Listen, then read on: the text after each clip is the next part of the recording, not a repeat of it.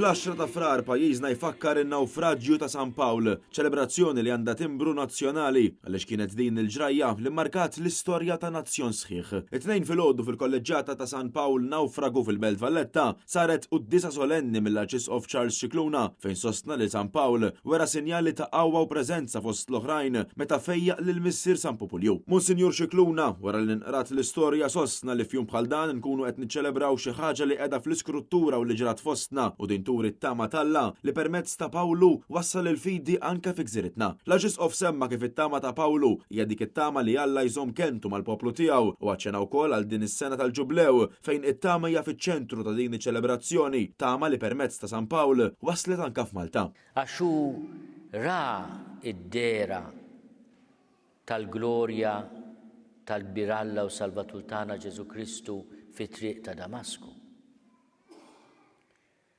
Imma kien jaf ukoll li dik id-dera fit-triq ta' Damasku li bidlitlu ħajtu u li għarfitu li t-tama tiegħu falla hija wkoll it-tama f'Ġesu ta' Nażaret.